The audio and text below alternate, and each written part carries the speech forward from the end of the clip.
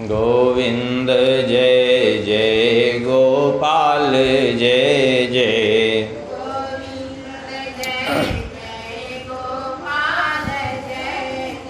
श्री राधा रमण हरि गोविंद जय जय।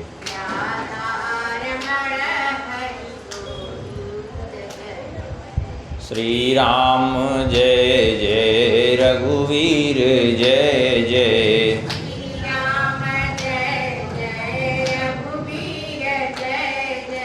सीतारमण श्री रघुनाथ जय जय।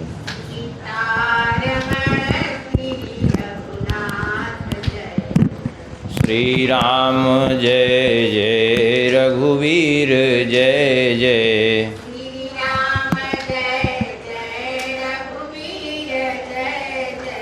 सीतारमण श्री रघुनाथ जय जय।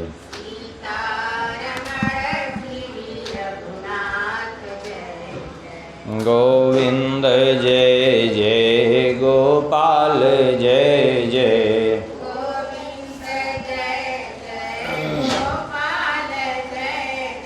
श्री राधा रमण हरि गोविंद जय जय।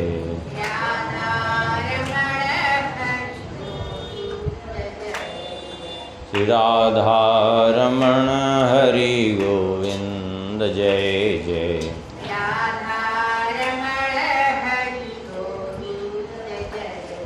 श्री वृंदावन बिहारी लाल की, श्री राधा श्याम सुंदर भगवान की, श्री भागवत भगवान की, श्री सुखदेव भगवान की, श्री व्यास भगवान की, श्री बाबा बालखंडीनाथ महादेव की, श्री बाबा बालेश्वरनाथ भगवान की, श्री गंगा मैया की, श्री यमुना मैया की, श्री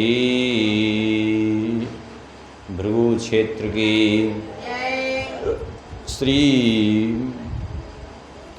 बालकृष्ण भगवान की, श्री सीताराम चंद्र भगवान की, श्री हनुमान जी महाराज की, श्री सद्गुरुदेव भगवान की, सब संतन की, सब भक्तन की, सब विप्रन की जय जय। श्री सीताराम जय जय। श्री राधेश्याम नमः पार्वती पते हर हर महादेव। हरिशरणम परम मंगलमय परात्पर अखिलेश्वर अकारण करुणावरुणालय भक्तवांछा कल्पतरु भगवान की महती कृपा करुणा से भगवान के ही वांग्मय स्वरूप श्रीमद् भागवत जी के माध्यम से भगवान के दिव्य चरित्रों का श्रवण करने का अवसर प्राप्त हो रहा है। कल तक के प्रसंग में श्रवण कर रहे थे, श्री मनु जी महाराज की 3 पुत्रियों का वंश श्रवण किया और उसके बाद उनके पुत्र उत्तानपाद जी का वंश श्रवण किया। अब आगे वर्णन करते हैं उनके छोटे पुत्र श्री प्रियव्रत जी महाराज। लघुसुत नाम प्रियव्रत ताहि, वेद पुराण प्रशंसहि जाहि। छोटे पुत्र श्री प्रियव्रत जी हुए जो महान भगवान के भक्त थे और मुक्त संग महापुरुष। प्रियव्रत जी पहले तो गृहस्थाश्रम में प्रवेश ही नहीं करना चाहते थे, यहाँ तक कि मनु जी ने कहा तो उन्होंने मना कर दिया। गए मंदरा गंधमादन पर्वत की घाटी में जाकर के श्री नारद जी से शिक्षा ले रहे थे और भगवान का भजन करना चाहते थे निश्चिंत होकर के विरक्त भाव से। उसी समय श्री ब्रह्मा जी महाराज का आगमन हुआ है और श्री ब्रह्मा जी ने आकर के प्रियव्रत जी को समझाया। कहा, देखो प्रियव्रत, मैं तुमसे सत्य कह रहा हूँ, इस पर ध्यान दे करके तुम विचार करो। भगवान की इच्छा के विपरीत किसी की सामर्थ्य नहीं है चलने की। कोई भी भगवान की आज्ञा की अवहेलना नहीं कर सकता। प्रभु आज्ञा अपेल श्रुति गाई। अब भगवान की इच्छा इस समय यही है कि सृष्टि का खूब विकास हो, और उस सृष्टि में तुम्हारे लिए भी भगवान की ओर से जो कार्य निर्धारित किए गए हैं वो कार्य तो तुम्हें करना ही होगा, क्योंकि भगवान की इच्छा है। भगवान की इच्छा को कोई भी न तस्य कश्चित तपसा विद्यया वा न योग वीरेण मनीषया वा नैवार्थ धर्मयि परता स्वतो वा कृतं विहंतुम तनु वृद्धि भूयात्। कोई तपस्या के बल से, विद्या के बल से, योग के बल से, पराक्रम से, अथवा किसी भी तरह से बुद्धि बल से, शक्ति से, अर्थ धर्म का के बल से, किसी भी तरह से उनकी आज्ञा की अवहेलना कर दे, ऐसी किसी में सामर्थ्य नहीं है, और उनके विधान को कोई मिट नहीं सकता। इसलिए तुम उनकी आज्ञा का पालन करो और विवाह कर लो। रही बात तुम जो सोच रहे हो गृहस्थाश्रम में फंस जाएंगे, तो सुनो। भयं प्रमत्तस्य बने स्वपि स्याद् यतः स आस्ते सह षट्सपत्नः जितेन्द्रियास्यात्मरतेर्बुधस्य गृहाश्रमः किं नु करोतु अद्यम्। जो प्रमादी व्यक्ति है, जिसकी इंद्रियों पर संयम नहीं है, उसको वन में रहने पर भी भय उत्पन्न होता है। वन में भी जाकर वो भटक जाएगा। और जो जितेंद्रिय है, जो प्रमादी नहीं है, भगवान के भजन में लगा है, उसको घर में भी कोई भय नहीं है। इसलिए तुम निश्चिंत रहो। ब्रह्मा जी की आज्ञा मान करके, उसको भगवान की ही आज्ञा समझ करके इन्होंने विश्वकर्मा जी की पुत्री बरहिस्मति के साथ विवाह किया और 10 पुत्र उत्पन्न हुए इनको। आग्निध्र इद्मजिह्व यज्ञ बाहु महावीर हिरण्यरेता घृतपृष्ठिम सवन मेधा तिथि वीतिहोत्र और कवि। इनमें कवि, महावीर और सवन ये तीनों बाल ब्रह्मचारी नैष्ठिक ब्रह्मचर्य व्रत का पालन करने लगे और ये गृहस्थाश्रम में प्रवेश नहीं किए। एक दूसरा विवाह हुआ इनका दूसरी पत्नी से, उत्तम, तामस और रैवत 3 पुत्र हुए। ये आगे चल करके मनवंतरों के अधिपति हुए। देखा एक बार इन्होंने कि हमारे आधे राज्य में सूर्य का प्रकाश रहता है, आधे राज्य में रात्रि रहती है। संपूर्ण पृथ्वी के राजा थे, तो इन्होंने निश्चय किया कि हम रात्रि नहीं होने देंगे। ऐसा निश्चय करके एक रथ पर सवार हुए और अपने शरीर में विशाल काय रथ पर सवार होकर अपने शरीर में दिव्य तेज प्रकट कर लिया। और एक ओर सूर्य तप रहे हैं, प्रकाश कर रहे हैं, तो दूसरी ओर ये प्रकाश कर रहे हैं। ऐसे ही 7 चक्कर लगाए पृथ्वी के। 7 दिन तक इन्होंने रात्रि होने ही नहीं दी। इनके रथ के पहिए से 7 समुद्रों का निर्माण हो गया और पृथ्वी 7 भागों में विभक्त हो गई। ये इनके अलावा दूसरा कोई नहीं कर सकता था। ये भगवान ने ही इनके लिए ही निर्धारित किया था। ब्रह्मा जी ने आकर के समझाया कि भगवान के विधान में हस्तक्षेप नहीं करना चाहिए। जो भी कुछ है भगवान की इच्छा से हो रहा है, तो इन्होंने बंद कर दिया। तो वो 7 समुद्र और 7 द्वीप तैयार हो गए थे। ये 7 द्वीप हैं जम्बू, प्लक्ष, सालमणि, कुश, क्रौंच, शाक और पुष्कर द्वीप। जो 7 पुत्र थे इनके पहली पत्नी से बरहिस्मति से 3 तो ब्रह्मचारी निकल गए, नैष्ठिक ब्रह्मचारी। बाकी जो 7 बचे उनको एक एक द्वीप का अधिपति इन्होंने बना दिया। और बाद में 11 अर्बुद वर्ष, 11 अर्बुद वर्ष माने 1 अरब 10 करोड़ वर्षों तक राज्य करने के बाद बड़ा इनको पश्चाताप हुआ कि हाय हाय, मैं ये कैसे संसार में फंस गया। और इन्होंने राजपाट का परित्याग करके वन में जा करके भजन करके भगवान को प्राप्त किया। जिस द्वीप पर हम लोगों का निवास है, इसको जम्बू द्वीप कहते हैं। जम्बू द्वीप के राजा हुए आग्निध्र।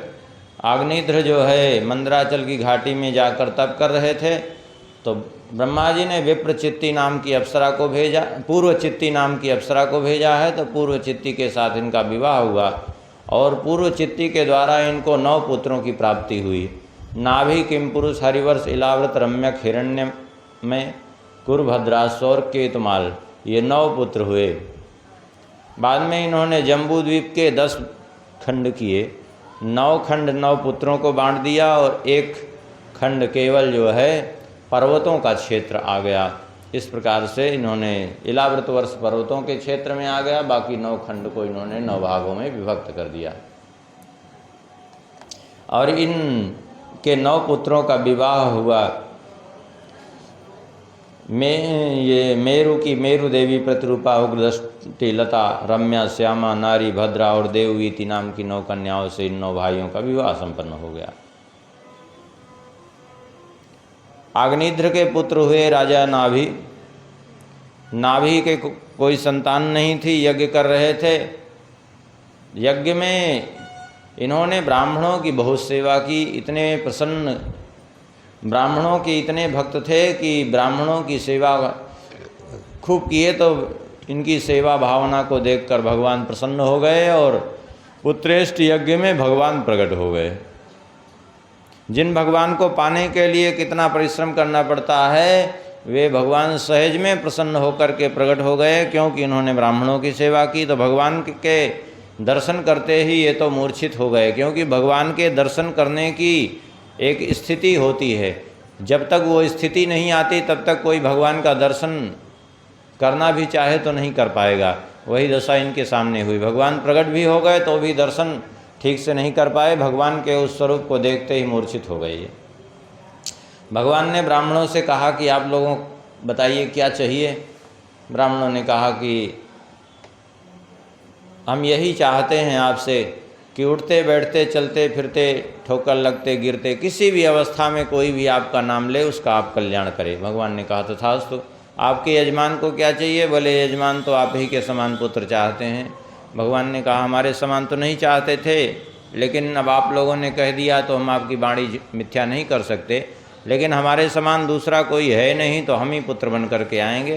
तो भगवान ही पुत्र बन करके आए और भगवान के सुंदर स्वरूप, विपुल कीर्ति, तेज, बल, ऐश्वर्य, यश, पराक्रम, शूरता, वीरता, इनके सब गुणों को देखते हुए इनका नाम रख दिया ब्राह्मणों ने ऋषभदेव जी। ऋषभदेव जी का प्रभाव देख करके देवराज इंद्र को ईर्ष्या हो गई और देवराज इंद्र ने वर्षा ही बंद कर दी। जब वर्षा बंद कर दी तो इन्होंने अपने योग बल से वर्षा कर ली। देवराज इंद्र बड़े लज्जित हुए, आए चरणों में क्षमा मांगने की, हमें क्षमा कर दीजिए, बड़ा अपराध हो गया हमसे। भगवान ने कहा ठीक है जाओ, क्षमा किया, लेकिन अब भविष्य में ऐसी गलती मत करना। बोले हम कैसे माने, आप क्षमा कर दीजिए। यदि आप हमारी एक प्रार्थना स्वीकार कर लें तो हमें संतोष हो जाएगा। बोले क्या प्रार्थना है? बोले मेरी एक पुत्री है जयंती, उसका आप पाणी ग्रहण कर लीजिए। तो इंद्र की पुत्री जयंती के साथ भगवान ऋषभदेव जी का विवाह संपन्न हुआ और जयंती के गर्भ से भगवान ऋषभदेव जी के 100 पुत्र हुए। इन 100 पुत्रों में सबसे ज्येष्ठ पुत्र थे भरत जी। भरत जी से छोटे और 9 भाई, उनसे छोटे जो 9 हुए वो 9 योगीश्वर कहलाए। उनसे जो छोटे 9 हुए वे सब तो तप करके ब्रह्मत्व को प्राप्त कर लिया। एक दिन की बात है, इन्होंने अपने सभी पुत्रों को बुलाया और सबको शिक्षा देना प्रारंभ किया। बोले नायम देहो देह भाजाम नृलोके कष्टान कामान रहते बिडभुजाम ये तपो दिव्यम पुत्र कायेन सत्वम शुद्धे यस्मात् ब्रह्म सौख्यम त्वनंतम। कहा ये मनुष्य शरीर किस लिए है? ये मनुष्य शरीर केवल विषय भोग के लिए नहीं है। अरे ये विषय भोग तो सूकर कुकर को भी सहज में प्राप्त हैं, तब फिर किस लिए है? बोले तपो दिव्यम पुत्र कायेन सत्वम, दिव्य तप के लिए है। अब कहेंगे ये दिव्य तप क्या है? तप कहते हैं, सीधी सीधी परिभाषा है तप की, कायक क्लेशो ही तपा, शरीर को कष्ट दे करके जो साधन किया जाए उसको तप कहते हैं। लेकिन साधन करने के बाद यदि केवल संसार की प्राप्ति हो रही है, जैसे रावण आदि ने तपस्या तो की लेकिन प्राप्त क्या किया, खुद शक्ति प्राप्त की और फिर उद्दंडता बढ़ी, तो तब करके केवल अपने सुख की कामना की जा रही, इतना शक्ति की वृद्धि की जा रही है या संसार प्राप्त हो रहा है, तो उसको तप कहते हैं। लेकिन दिव्य तप क्या है, बोले शुद्धेद यस्मात् ब्रह्म सौख्यम तनंतम, जिससे जीव पवित्र होकर के ब्रह्म सुख का भागी हो जाए, भगवान के परम पद का अधिकारी हो जाए, वो है दिव्य तप।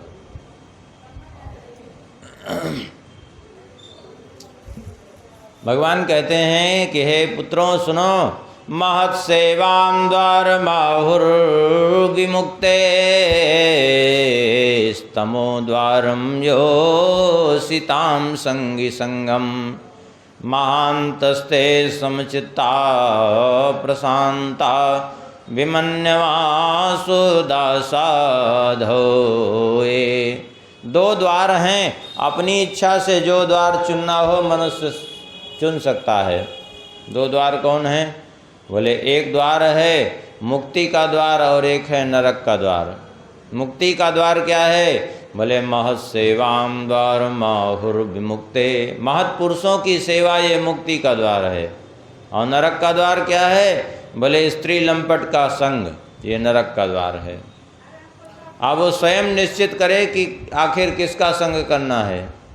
यदि महत् पुरुषों की सेवा करता है तो सहज में वो मुक्त हो जाता है इस संसार से, और स्त्री लंपट पुरुष का संग करता है तो निश्चित नरक जाएगा ही जाएगा, इसमें कोई संदेह नहीं है। कहेंगे स्त्री लंपट पुरुष तो बात समझ में आती है, उसका चरित्र ही बता देता है कि हाँ स्त्री लंपट है, लेकिन महत् पुरुषों को कैसे पहचाना जाए, तो कहते हैं भगवान श्री ऋषभदेव जी, महांतस्ते समचित्ता प्रशांता विमन्यमासुदा साधो ये के एव महानता, बोले ए समचित्ता ए प्रशांता ए विमन्यमा ए सुहृदा ए साधव ते एव महानता। ये जो गुण विद्यमान हैं हों, जिनमें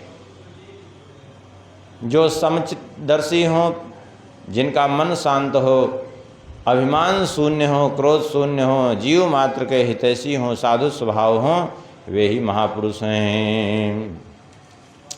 कहते हैं देखो, मत कर्म भीर मत कथयाच नित्यम मद्देव संगाद गुण कीर्तनान में निर्वैर साम्योपस्मेन पुत्रा जिहासयाग देह गेहात्म बुद्धे। भगवान कहते हैं एकमात्र मेरे लिए ही कर्म करो, मेरी कथाएं श्रवण करो, मेरे जनों का संग करो, मेरे गुणों का, मेरे नाम का कीर्तन करो, और समस्त प्राणी मात्र से निर्वैर हो जाओ, समस्त इंद्रियों से उपरत हो जाओ, इस देह गेह के बंधन से मुक्त हो जाओ। वह गुरु गुरु नहीं है, वह स्वजन स्वजन नहीं, वो पिता पिता नहीं, वह माता माता नहीं, वो देवता देवता नहीं, वह पति पति नहीं, जो जन्म मृत्यु के बंधन से छुड़ावे नहीं, अर्थात जो जन्म मृत्यु के बंधन से छुड़ा दे वही अपना सच्चा सगा संबंधी है, और नहीं तो सब बेकार है। भगवान कहते हैं न ब्राह्मण स्तुलय भूतमन्यत् पश्यामि विप्रा किं ता परम तो यस्मिन्द्र भी प्रहुतम श्रद्धयाहं स्नामि कामं न तथाग्निहोत्रे। भगवान कहते हैं ब्राह्मण के समान मैं दूसरे और किसी को नहीं मानता हूँ, नहीं समझता हूँ, क्योंकि ऐसा कोई नहीं है जिसके द्वारा मुझे तृप्ति हो सके, लेकिन ब्राह्मण के मुख में जब ग्रास जाता है तो मैं संतुष्ट हो जाता हूँ।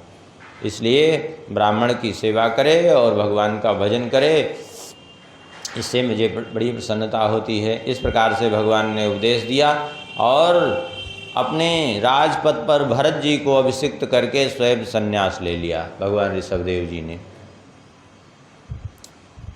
इनके सामने बहुत सी सिद्धियां उपस्थित हुए, लेकिन इन्होंने सिद्धियों को स्वीकार नहीं किया, क्योंकि सिद्धियां भी कहीं न कहीं बाधक ही बन जाती हैं, इसलिए स्वीकार नहीं किया। क्योंकि मन ये चंचल है, मन कब किसको धोखा दे जाए, इसलिए कोई भरोसा इस पर नहीं करना चाहिए।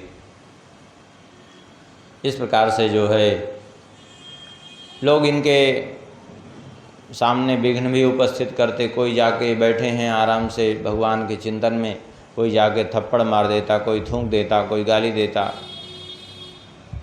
बहुत अभद्रता का व्यवहार करते। तो लोग इन्होंने विभत्स वृत्ति का आश्रय ले लिया, पड़े पड़े मलमूत्र का परित्याग करके उसी में लोटपोट हो जाते। तो घृणा के कारण लोग नज़दीक नहीं जाते थे। बाद में जो है भरत के पुत्र सुमति ने, उनकी सुमति की ये स्थिति नहीं थी, लेकिन जो है सुमति ने इनका अनुकरण किया और बाद में वही कलयुग में अरहत से इसका प्रचार प्रसार हो गया और उसी से एक नवीन धर्म फूट गया, जैन धर्म। इसलिए जैन धर्म में ऋषभदेव जी को अपना आराध्य मानते हैं और